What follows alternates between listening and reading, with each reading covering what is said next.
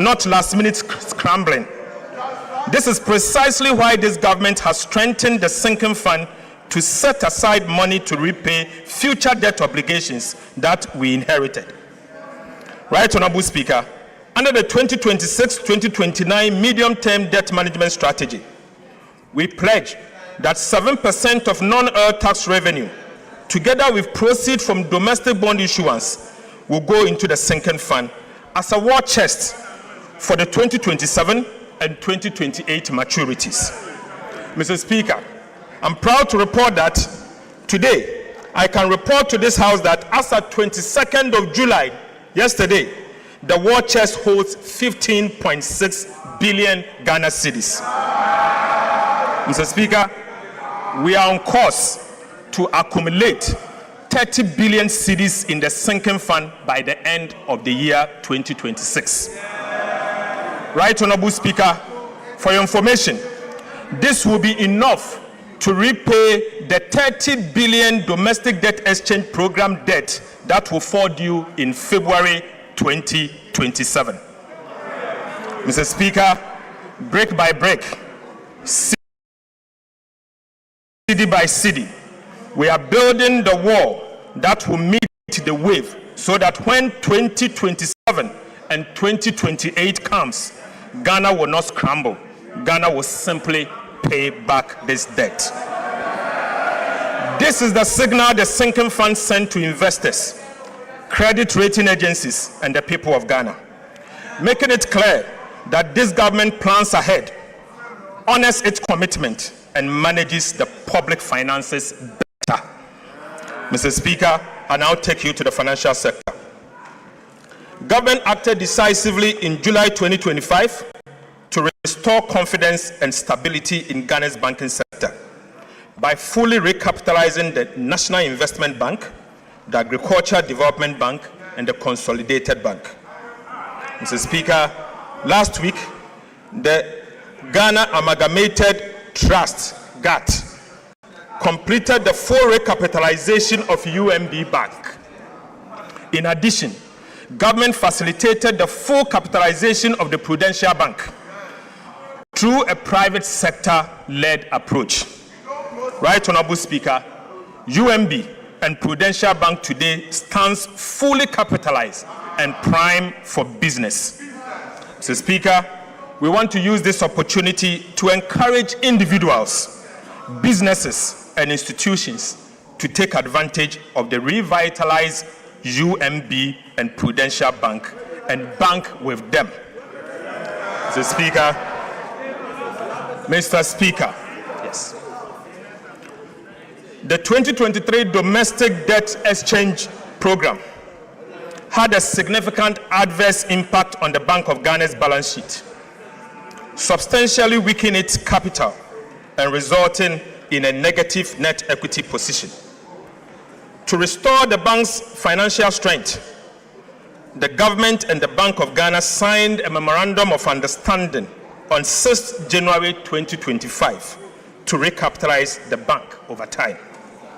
Consistent with the commitment in the MOU, and as a result of this government resolve to restore the bank's financial position, government issued a recapitalization bond to the Bank of Ghana of $5.5 billion as cedis to the Bank of Ghana in March 2026 to strengthen the bank's equity base. Mr. Speaker, going forward, the government of Ghana will make annual provision to capitalize the Bank of Ghana until the bank's equity is fully restored, in accordance with the Bank of Ghana Amendment Act 2025, Act 1158.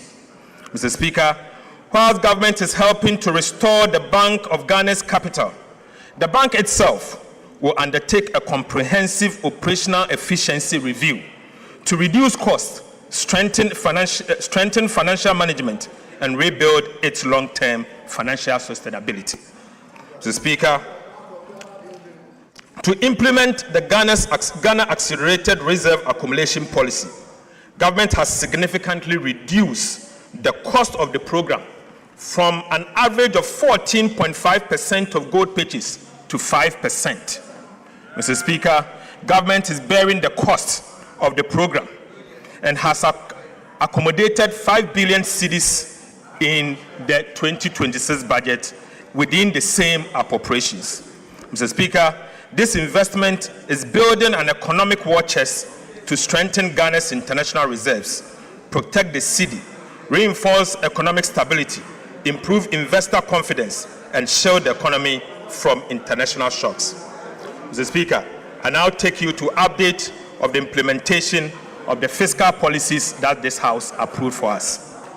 Right, Honorable Speaker, 6 months ago, this House approved an ambitious program of fiscal reforms. Today, I'm pleased to report that implementation is well underway.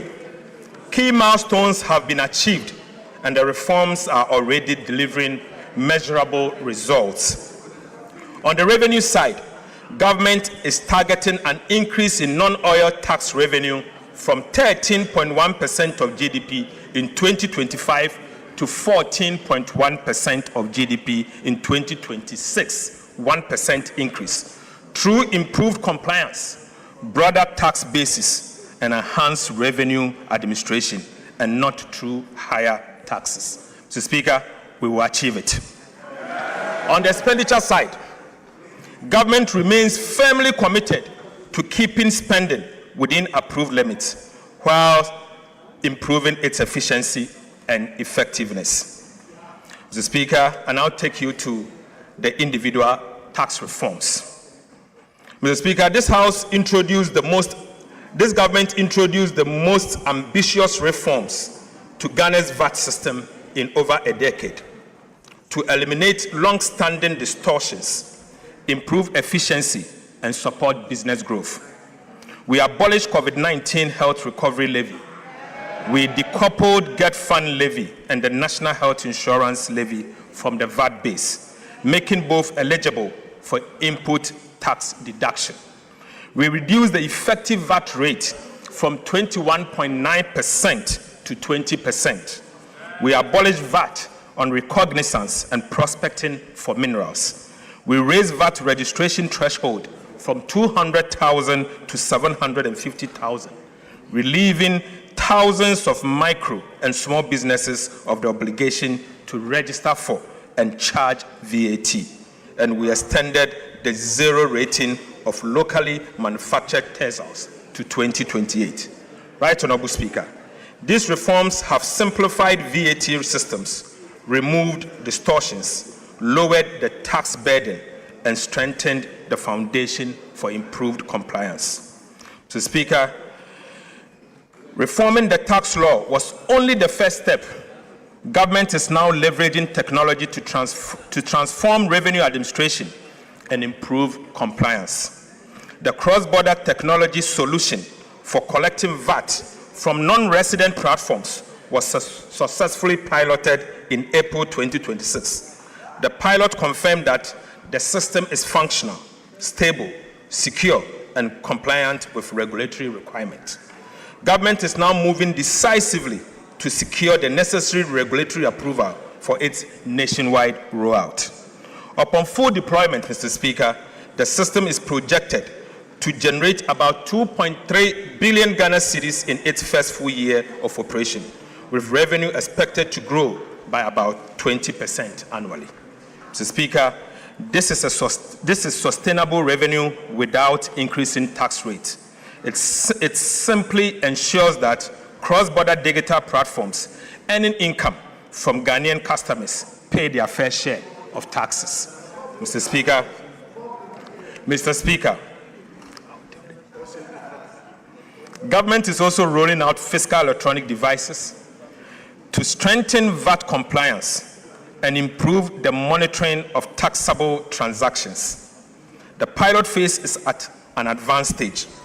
To encourage participation and improve compliance, government will also introduce the VAT reward scheme, under which customers who obtain valid VAT invoice will qualify for periodic reward. This will actively involve every Ghanaian in protecting the nation's tax base. Mr. Speaker, this is how a tax culture is built, not through fear, but through participation, transparency, and reward. Right Honorable Speaker, the concept of fiscal electronic device was first proposed by the previous NDC administration in 2026. But Mr. Speaker, the previous NPP administration deserves commendation for enacting the necessary enabling legislation. Mr. Speaker, the taxation, the use of Fiscal Electronic Device Act 2018, Act 999, laying an important legal foundation for this reform. Mr. Speaker, 8 years on, this government is taking the decisive step of implementing the reforms. You did it. You implemented. Mr. Speaker,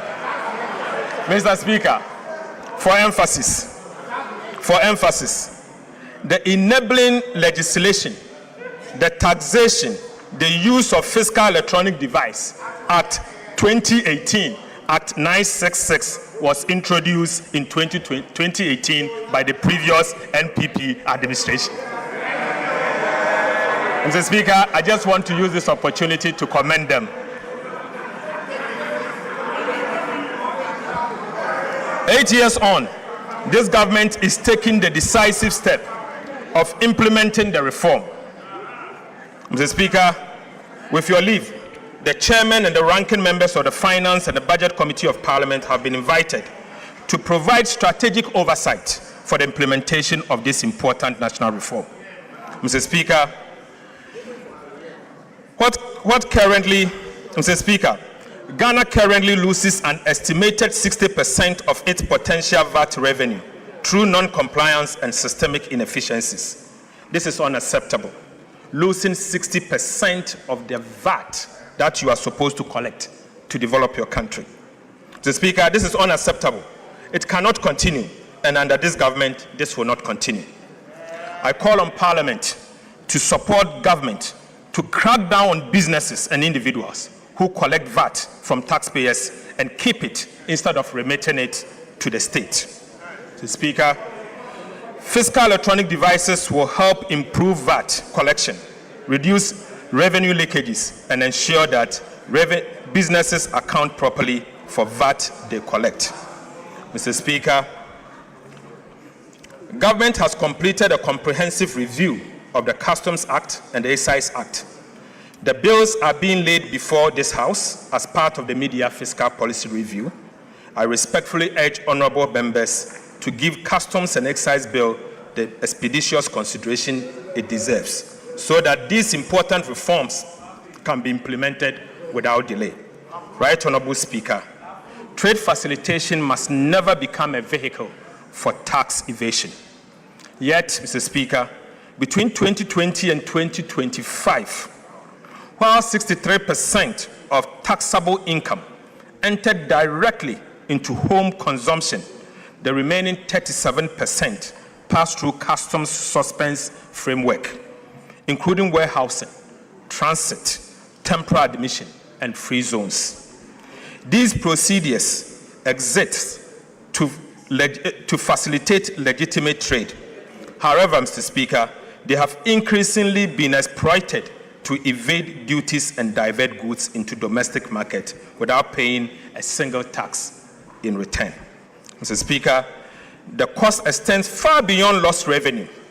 Honest Ghanaian businesses and manufacturers are being forced to compete with imported goods that entered the domestic market through tax evasion. Mr. Speaker, this is not fair competition. It is an unfair burden on every law-abiding Ghanaian businesses. It must end. I must end now. Mr. Speaker, the Customs Bill before this House introduced bold reforms to close these loopholes and restore the integrity of Ghana's customs administration. To curb the abuse of warehousing, Mr. Speaker, government will introduce statutory maximum warehousing period as follows: perishable goods, 3 months; general goods, 6 months; raw materials, 12 months. Re-warehousing, Mr. Speaker, will be restricted to a maximum of 6 months, ending the practice of rolling warehousing. In addition, every bonded warehouse will be required to operate electronic inventory system linked to customs to enable real-time monitoring and audit control. Mr. Speaker, these are not merely administrative adjustments. They are structural reforms designed to accelerate revenue collection, reduce port congestion, improve compliance, and provide greater certainty for legitimate businesses. Government is also introducing the first port duty rule. Under this reform, Mr. Speaker, duties and taxes on goods declared for transit will become due at the first port of entry, removing one of the biggest avenues for false declaration and revenue leakages. Mr. Speaker, this simply means, Mr. Speaker, if you are to bring in something and you are to inform the customs official that the goods is destined to say Burkina Faso customs will be at the Tema port to collect their taxes before you move. This will end the practice of a punchy break.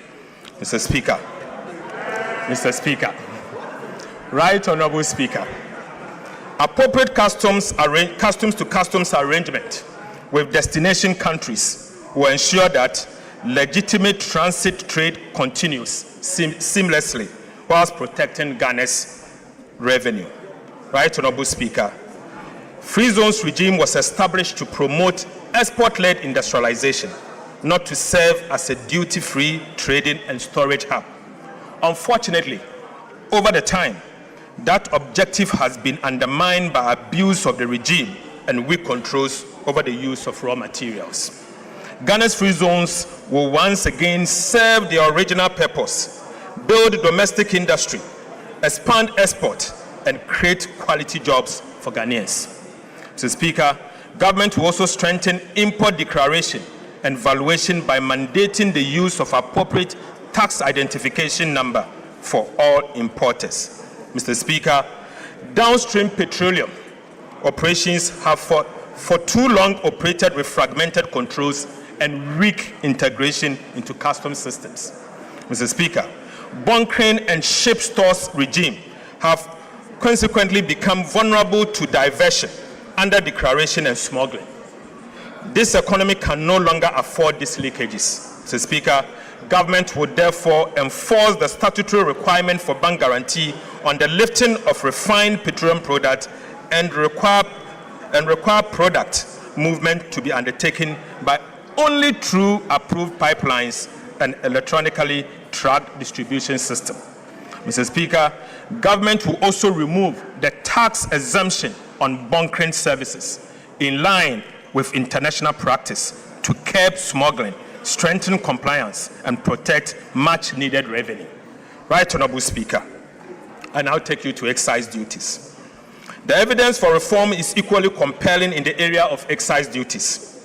Analysis of wine and spirit imported between 2023 and 2025 shows a taxable revenue of over 5 billion Ghana cedis. However, about 78%, worth 4 billion Ghana cedis, entered customs procedures such as warehousing and transit. In other words, almost 4 out of every 5 cedis of the potential excise tax based on wine and spirit escaped the tax net. Mr. Speaker, only 1 cedi out of every 5 cedi was subjected to excise duty. That is neither efficient nor sustainable, and this must change.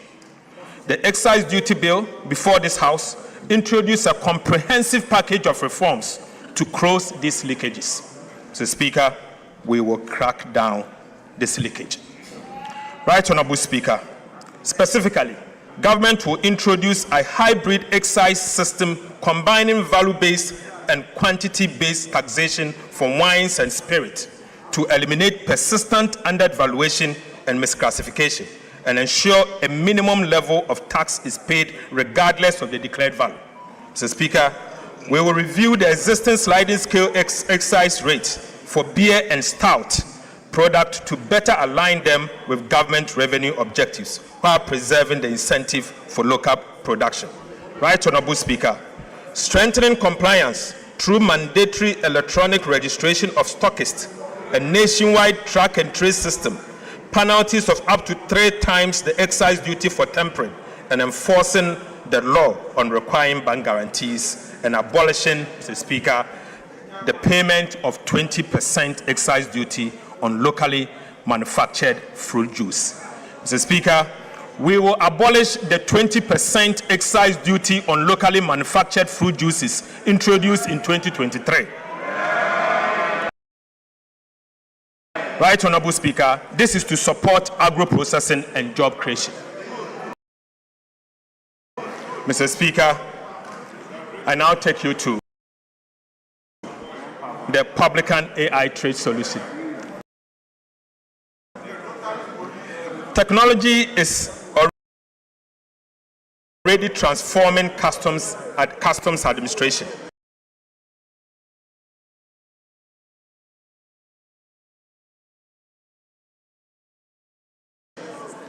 The Publican AI trade solution was fully deployed in March 2026, and the results has been remarkable. Mr. Speaker, between the pilot phase, January and February, and the full rollout phase, March to 17 July 2026, the Publican AI trade solution increased assessed customs collection by over $300 million, representing 17.5% uplift over the values originally declared by importers. Mr. Speaker, Publican increased the aggregate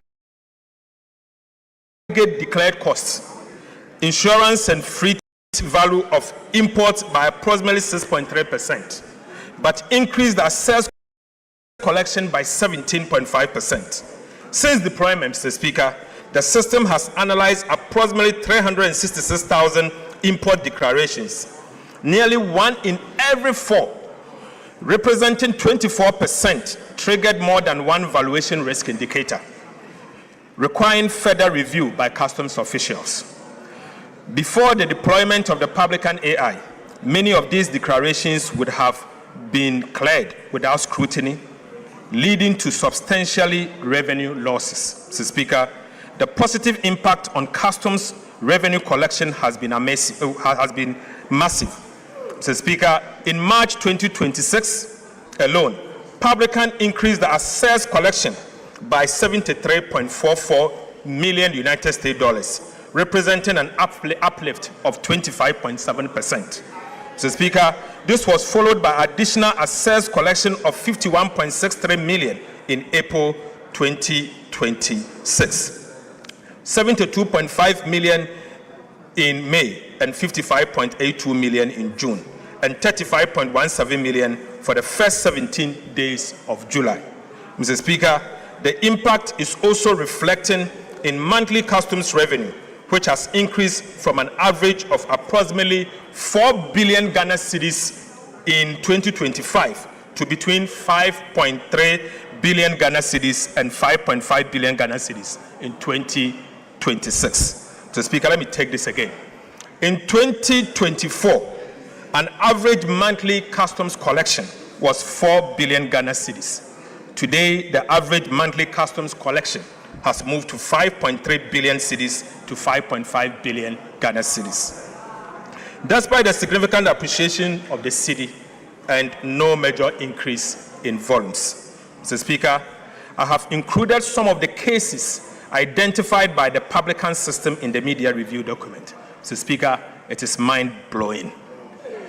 Right, Honorable Speaker, in each instance, the declared value was only a fraction of the value assessed by the AI Publican system. Mr. Speaker, I now give you update on expenditure measures.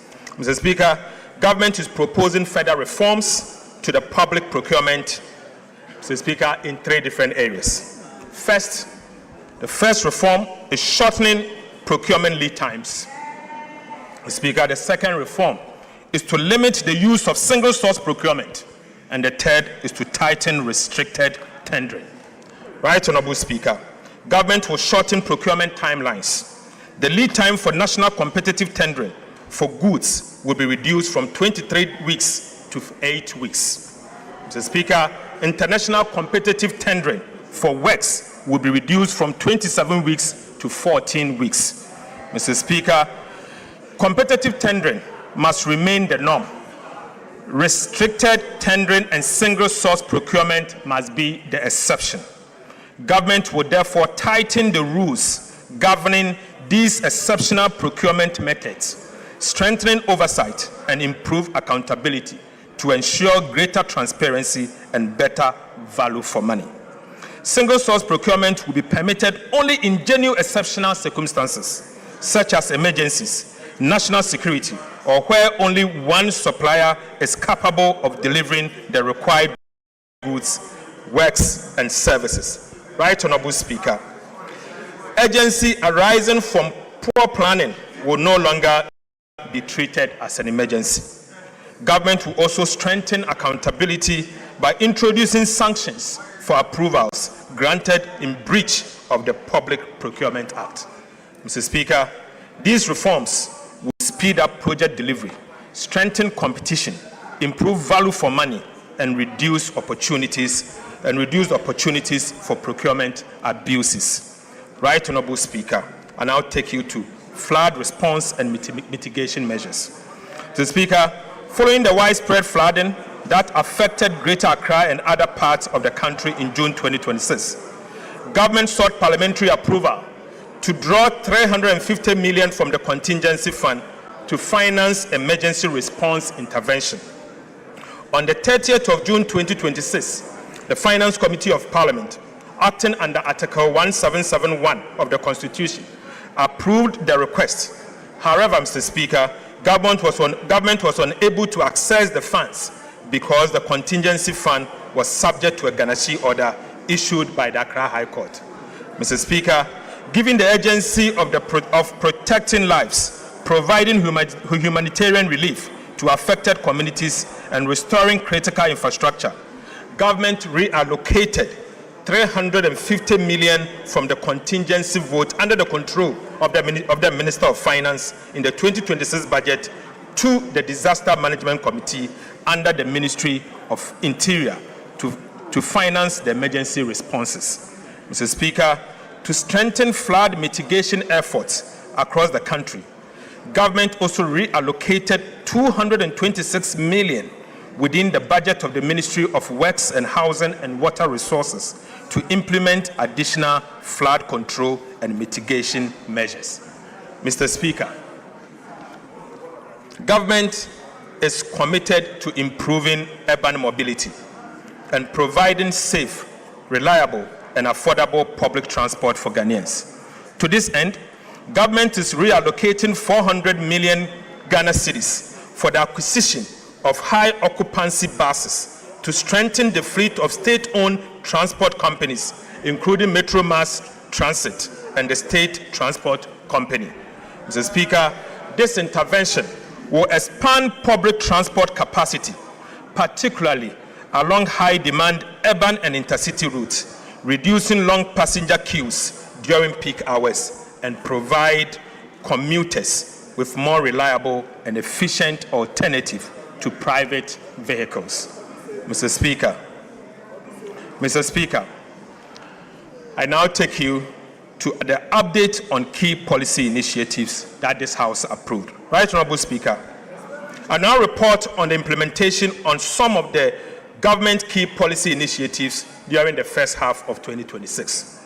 First, Mr. Speaker, Ghana's crude oil production declined sharply from 71.4 billion barrels in 2019 to about 36 million barrels in 2025. To reverse this decline, government has introduced investor-friendly reforms that have already secured more than $3.5 billion in new investment commitment from the Jubilee and OCTP partners. Right, Honorable Speaker, these reforms are already delivering results. Oil production has exceeded expectation this year, with Jubilee increasing from a projected 68,000 barrels to about 95,000 barrels per day. Mr. Speaker, while Sankofa is now producing about 28,000 barrels per day. Mr. Speaker, gas production has also increased from 245 million to about 282 million standard cubic feet per day. And, Mr. Speaker, a new agreement with the OCTP partners will increase gas gas production further to 350 million standard cubic feet per day. Government is also updating the laws governing the upstream petroleum sector to make Ghana more attractive for investment, with a proposed amendment to be submitted to this Parliament before the year end. Right Honourable Speaker, Government remains firmly committed to its gas to power strategy, which is replacing expensive light crude oil with cleaner and cheaper natural gas. This transition is expected to reduce electricity generation costs by at least 75%. I am pleased to report that by the end of June 2026, Government has increased gas supply for power generation by an additional 35 million standard cubic feet per day, bringing total supply to about 490 million standard cubic feet of gas per day. The increase comprises 10 million standard cubic feet per day from the OCTP partners led by ANI and 25 million standard cubic feet per day from the NGAS. Mr. Speaker, this strategic shift is already delivering significant savings. By replacing light crude oil with natural gas, Government saved about 3 billion Ghana cedis, equivalent to $268.8 million in fuel costs during the first half of 2026. Mr. Speaker, Government in partnership with the private sector, is developing 100 million standard cubic feet per day modular gas processing facility. Land acquisition has been completed, while the environmental assessment, engineering design, financial due diligence, and project structuring are underway. Mr. Speaker, this will be submitted to Parliament for consideration. Financial close is expected by end of 2026. Right Honourable Speaker, the project is expected to create nearly 1,000 jobs and generate about $2 billion in benefit to the state over the next 5 years through fuel savings, foreign exchange savings, taxes, levies, and dividend. Mr. Speaker, I now report on our 1,200 megawatt state-owned power plant.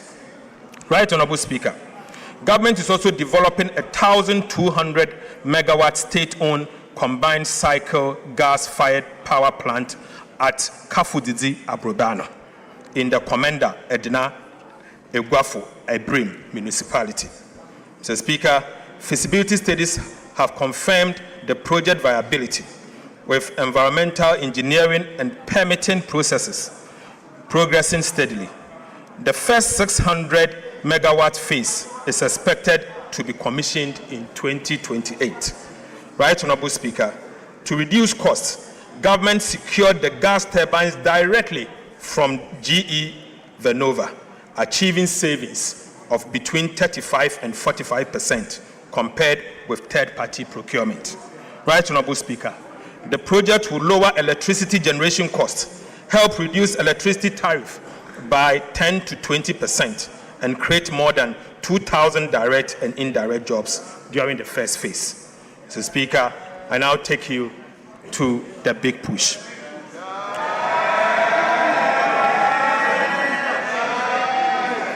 Right Honourable Speaker. Right Honourable Speaker. Government Big Push Infrastructure Program is driving the largest coordinated investment in strategic transport infrastructure in recent years, with projects underway in all 16 regions of the country. Mr. Speaker, work has commenced on 87 projects, comprising 74 trunk roads and bridges, 10 urban roads and 3 feeder roads. Mr. Speaker, by end of June 2026, 13 projects had reached at least 50% completion, including 6 projects that had exceeded 75%, while a further 15 projects had progressed beyond 25% completion.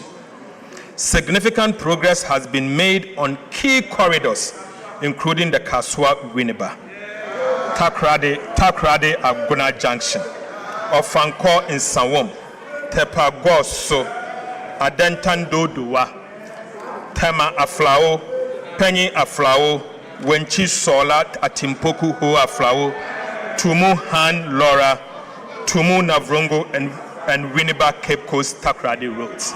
Right Honorable Speaker, the construction of the Swami Interchange Phase 2, the Sunyani, Tamale, and Kumasi Outer Ring Road are progressing. Mr. Speaker, feeder road projects in the Eastern Volta region are also improving access to farming communities and market access. During the second half of the year, government will fast-track project nearing completion.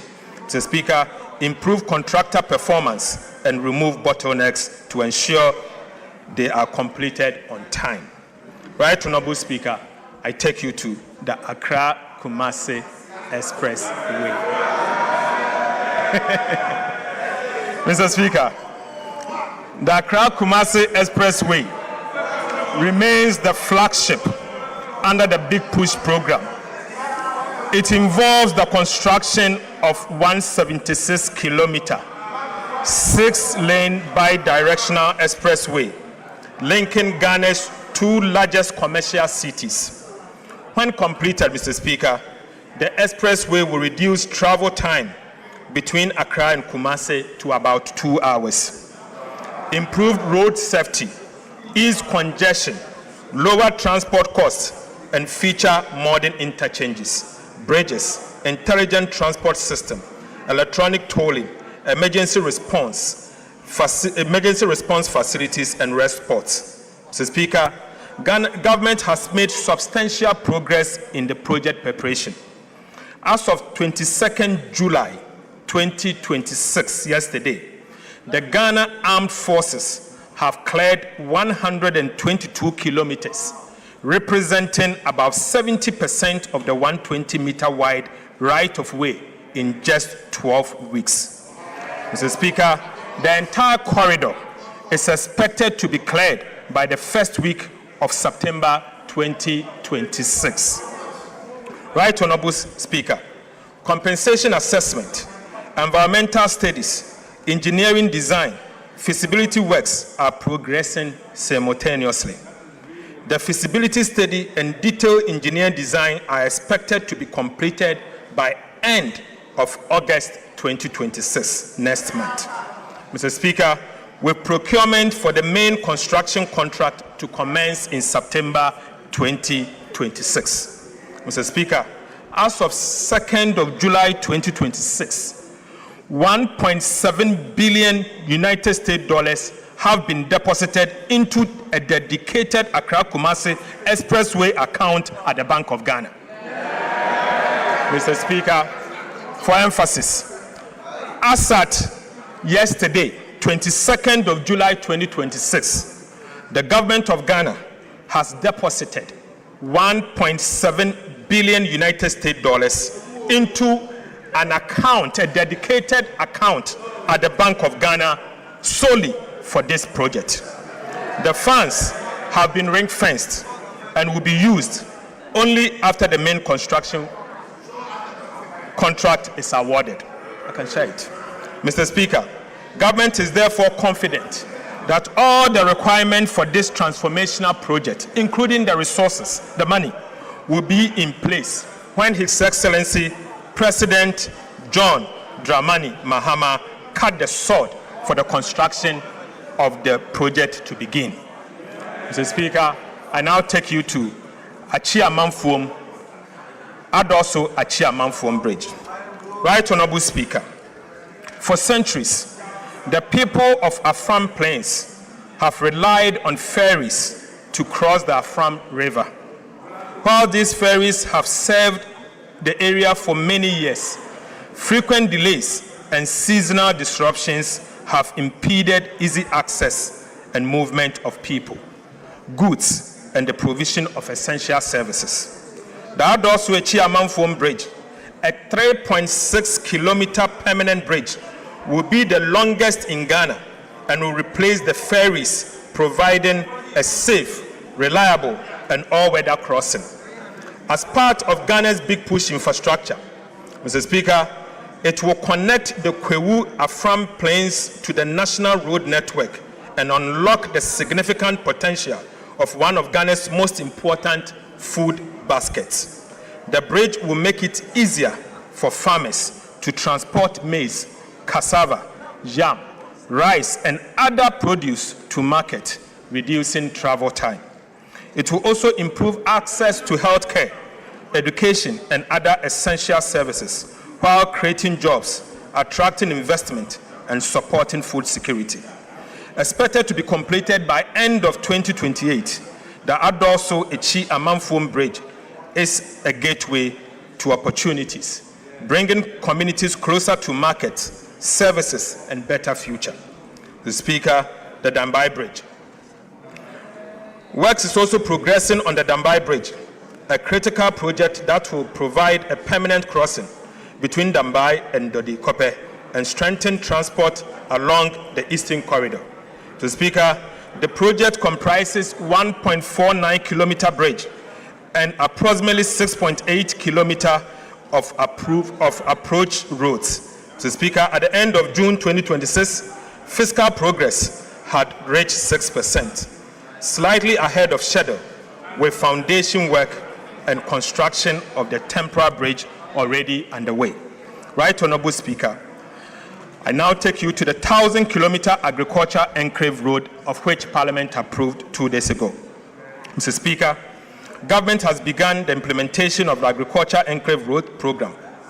Government is investing $528 million United States dollars, equivalent in cedis, to rehabilitate 1,050 kilometers of feeder roads across 4 major agriculture producing corridors.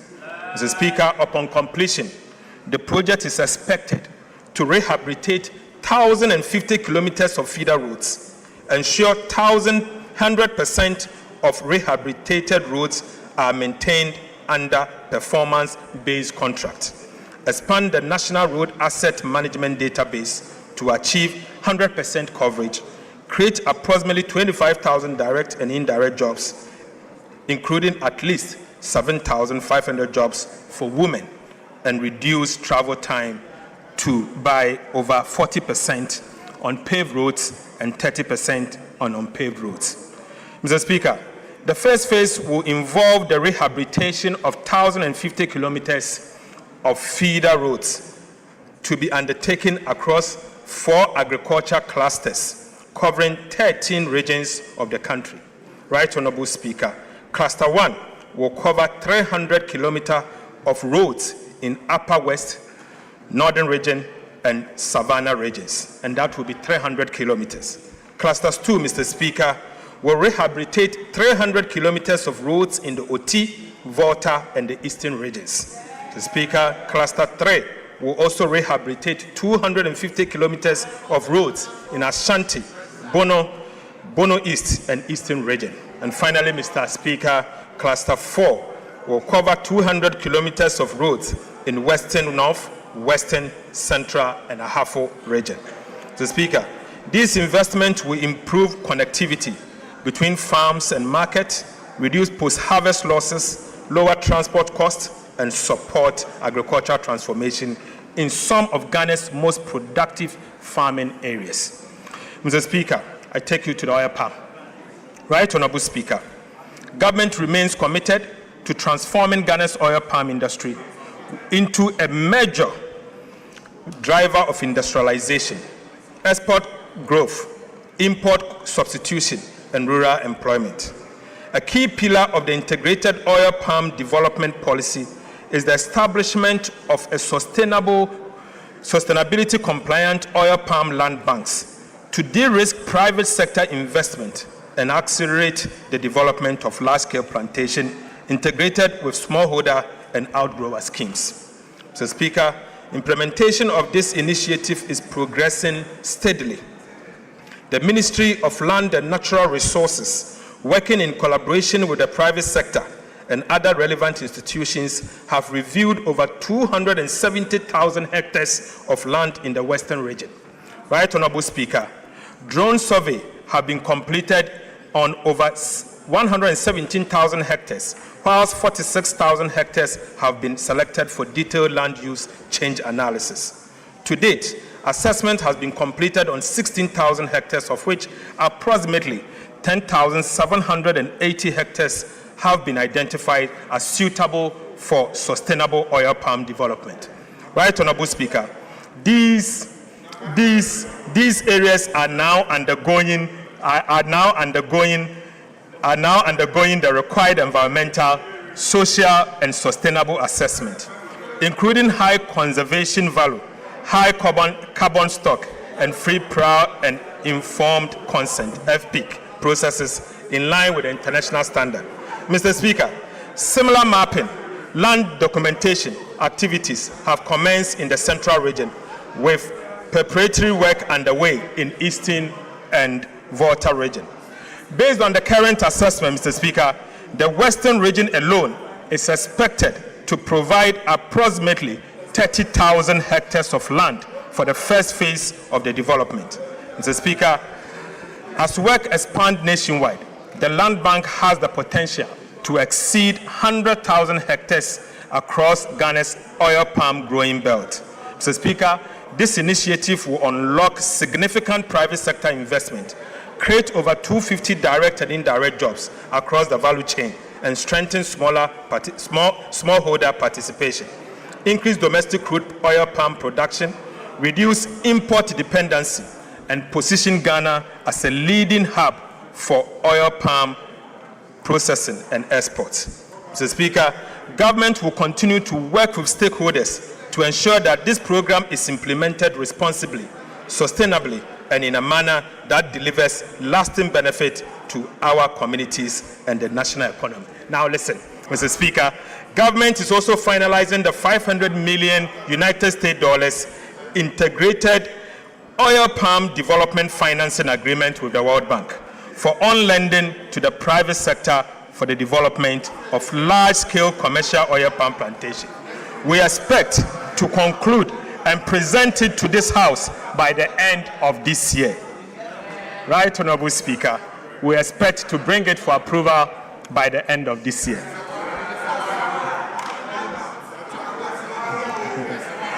Right, Honorable Speaker, as part of Government Feed Ghana program, we have commenced the establishment of the 50 farmer service centers across the country to improve farmers' access to mechanization and extension services. To support this initiative, government has deposited 551 million Ghana cedis into an escrow account at the Bank of Ghana to establish the letters of credit for the procurement of 1,840 units of agricultural machineries and equipment. These include tractors, trailers, power tillers, plows, cultivators, seed drills, sprayers, fertilizer spreaders, and combine harvesters, which will significantly improve farm productivity, reduce production costs, and enhance food security. Mr. Speaker, cocoa sector reforms. Right, Honorable Speaker, the cocoa sector remains a cornerstone of Ghana's economy. Mr. Speaker, Ghana is serving as a major source of export earnings and livelihood for millions of Ghanaians, particularly in rural Ghana. Mr. Speaker, since the enactment of the Ghana Cocoa Board Act 1984, PNDC Law 81, the Ghana cocoa industry has undergone significant transformation. To modernize the governance and financing of the sector, government will submit a new Cocoa Board Bill to Parliament to repeal and replace the Ghana Cocoa Board Act 1984, PNDC Law 81. Mr. Speaker, the proposed legislation will introduce a new producer pricing mechanism that aligns producer price with movement in international cocoa price, exchange rate development, and other relevant market conditions. We will also guarantee the cocoa farmer not less than 70% of gross free on board price. Mr. Speaker, we will also seek to establish a new financing framework for cocoa purchases and related operations and restore the long-term financial sustainability and operational efficiency of Ghana Cocoa Board. The bill will also ensure that not less than 50% of cocoa beans produced in Ghana is processed here in Ghana. Mr. Speaker, we will also restrain Ghana Cocoa Board from taking part in quasi-fiscal activities. Right Honorable Speaker, Mr. Speaker, these reforms will place Ghana's cocoa sector on a stronger financial footing, improve returns to cocoa farmer, ensure value addition, and position the industry for sustainable long-term growth. Mr. Speaker, I now take you to transforming secondary education and eliminating the double track. Mr. Speaker, the government of Ghana the education remains one of the most powerful investments we can make in the future of our country. Government is therefore taking bold steps to transform secondary education through a $300 million United States dollar World Bank financing. Mr. Speaker, under this $300 million United States dollar World Bank financing initiative, government will undertake 210 major infrastructure interventions across the country. These include, Mr. Speaker, we are building 10 new secondary schools.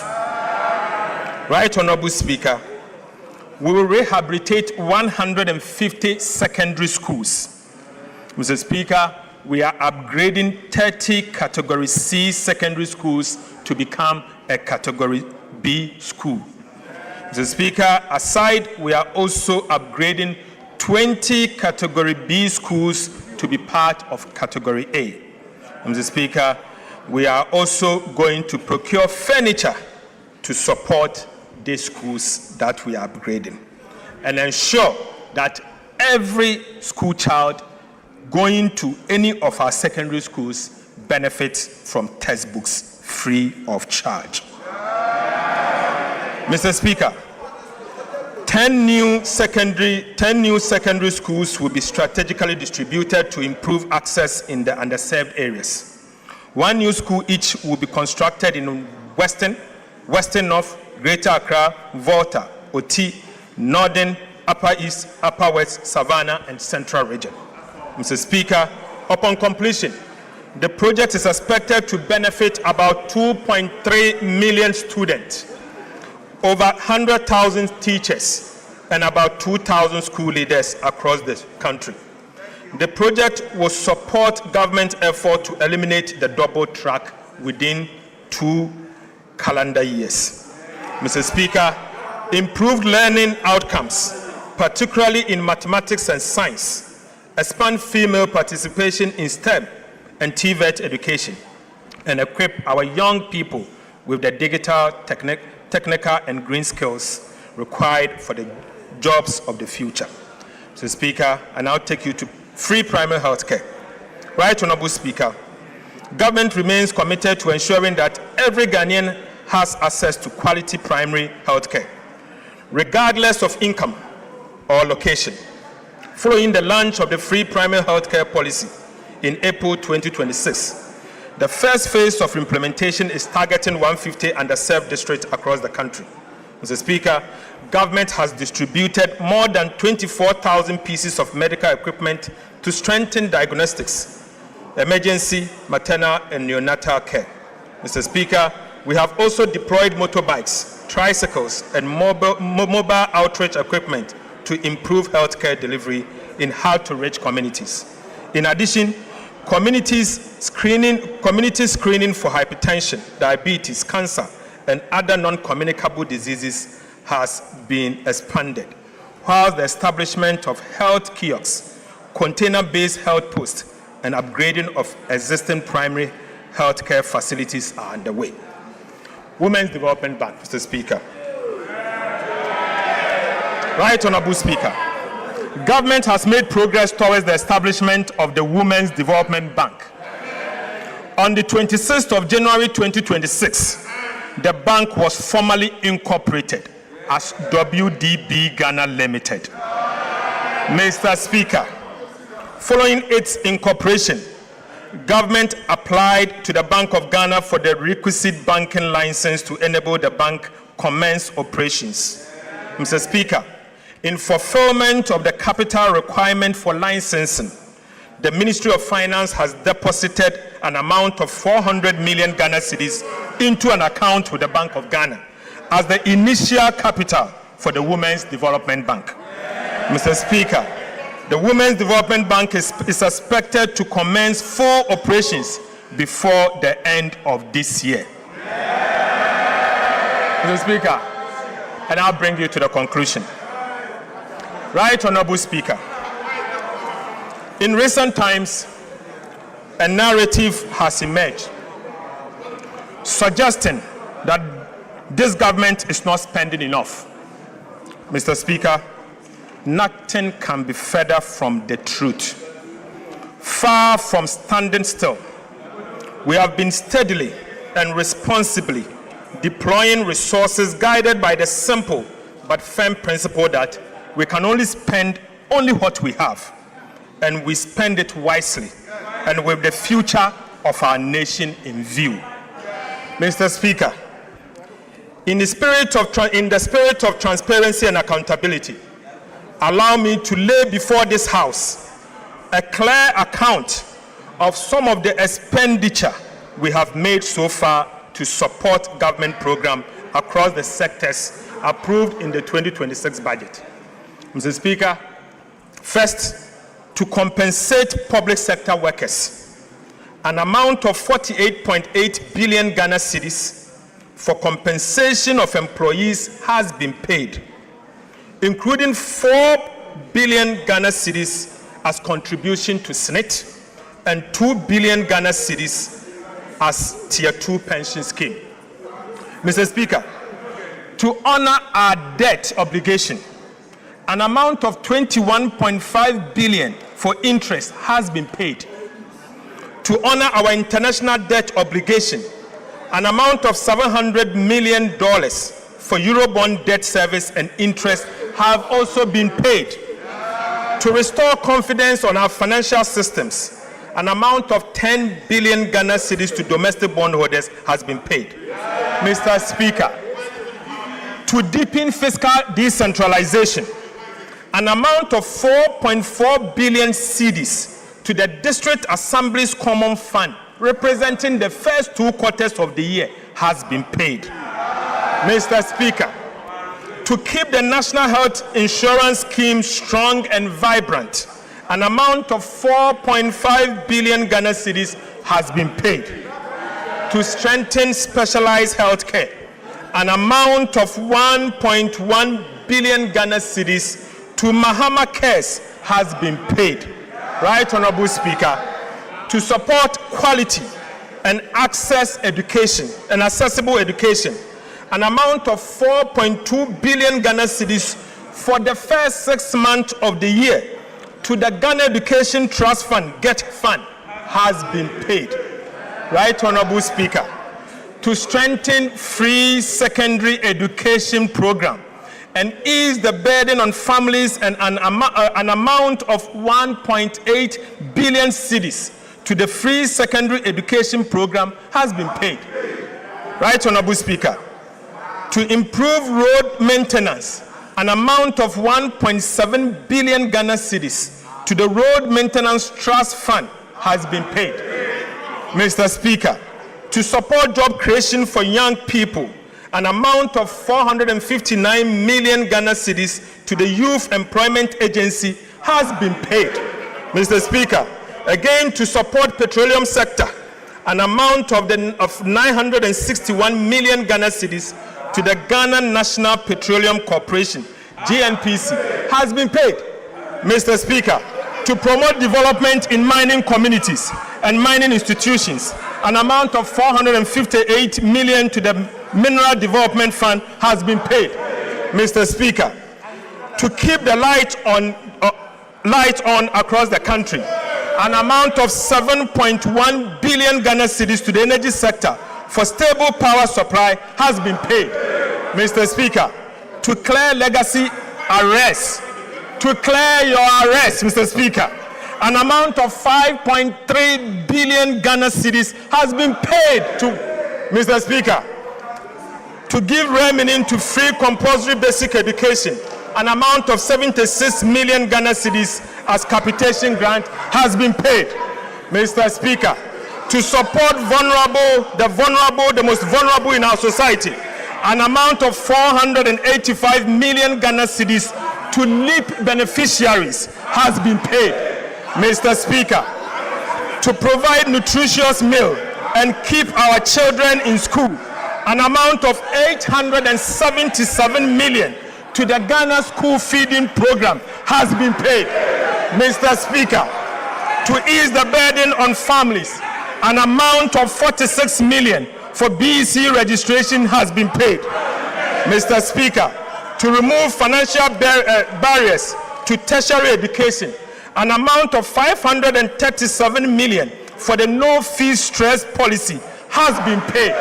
Right Honorable Speaker, to support teachers, the teacher trainees, an amount of 104 million as teacher training allowance has been paid. Right Honorable Speaker, to support nursing training, an amount of 144 million as nursing training allowance has been paid. Mr. Speaker, to strengthen grassroots governance, an amount of 93 million as assembly members allowance has been paid. Mr. Speaker, to promote skills development and entrepreneur, an amount of 45 million for the National Apprenticeship Program has been paid. Mr. Speaker, to support Ghana's participation in the 2026 FIFA World Cup, an amount of 58 million has been paid. Mr. Speaker, to support environmental sustainability, an amount of 477.4 million to ARICOPS has been paid. Mr. Speaker, in fulfillment of our campaign promise, an amount of 1.1 billion Ghana cedis to the Ministry of Food and Agriculture for flagship programs, including food, buffer stock, fertilizers, certified seed distribution, Feed Ghana, irrigation infrastructure has been paid. Right Honorable Speaker, to modernize agriculture through the establishment of the Farmer Service Center, an amount of 551 million into an escrow account for the establishment of a letter of credit has been paid. Right Honorable Speaker, to support infrastructure development, an amount of 11.5 billion Ghana cedis as capital expenditure has been paid. Mr. Speaker, to improve road infrastructure, an amount of 6.5 billion Ghana cedis for the Big Push infrastructure program has been paid. Mr. Speaker, to support education delivery, an amount of 915 million for goods and services under the Ministry of Education, including sanitary pads, has been paid. Mr. Speaker, to ensure smooth and effective functioning of government, an amount of 7.9 billion Ghana cedis for goods and services have been paid. Right Honorable Speaker, to protect our rivers, forest reserves, and agricultural lands against the Galamsey menace, an amount of 16 million to the National Anti-Illegal Mining Operations Secretariat, NIMOS, has been paid. Mr. Speaker, permit me to end where I began, not with numbers, but with reflection. Mr. Speaker, permit me to end where I began, not with a number, but with a reflection. Right Honorable Speaker, before this administration took office, this country stood at the edge of an economic cliff. The city was in free fall. Inflation has raised 50%. Our sovereign debt rated junk. Our access to the world capital market had been cut off. And for the 17th time in our history, Ghana turned to the IMF for a bailout. Mr. Speaker, that was the Ghana we inherited. Today, inflation stands at 5.3%. Our currency, the Ghana cedi, has stabilized. Economic growth is above 6% and broad-based. Our debt to GDP is now 45%, years ahead of schedule. The primary balance is in surplus, not in deficit. Interest rates have declined significantly, and Ghana has successfully completed the final review of the IMF bailout program. Mr. Speaker, we promised to move this economy from the emergency room to the wellness center. Mr. Speaker, we have kept that promise. Mr. Speaker, I give this House my firm assurance this economy will never return to the emergency room under our watch. Right, Honorable Speaker? I want to give this House my firm assurance that this economy will never return to the emergency room under our watch. Mr. Speaker, let me be clear. These achievements do not belong to government. They belong to the people of Ghana. Behind every number in this statement is the sacrifice of an ordinary Ghanaian. The pensioner who accepted painful and crude haircuts on a lifetime savings. The bank and businesses that absorbed extraordinary losses and costs. Millions of citizens who endured difficult adjustments so that their country could recover. And the market trader, the nurse, the teacher, the entrepreneur, and the young graduate who lived through some of the hardest months in our recent history and never gave up on his country. Mr. Speaker, stabilization was not won in this chamber alone. It was won in homes, on farms, in workshops, in marketplaces, and through the patience and resilience of the Ghanaian people. This administration will never take that sacrifice for granted. Mr. Speaker, we know that inflation alone does not refill an empty pot. We know that a stronger cedi does not instantly repair a household budget stretched by years of economic mismanagement and crisis. And we also know that there is still a distance between recovery and a relief at the kitchen table. But we also know this, Mr. Speaker, your sacrifice was not in vain. It secures something priceless, a firm foundation for our dear country. And on that foundation, we will build the Ghana we want. Mr. Speaker, to every Ghanaian who endured, to the market woman in Kejitia, the farmer in Busunu, the teacher in Wa, the entrepreneur in Sekondi Takoradi, and every young person still searching for the opportunity they deserve, I say, on behalf of His Excellency President Mahama, thank you. Your sacrifice is the reason Ghana is standing today. Your future is the reason we refuse to stop here. Mr. Speaker, let me now speak the hard truth that discipline demands. Right, Honorable Speaker, stability is not a trophy to be worn once and displayed forever. It is a garden.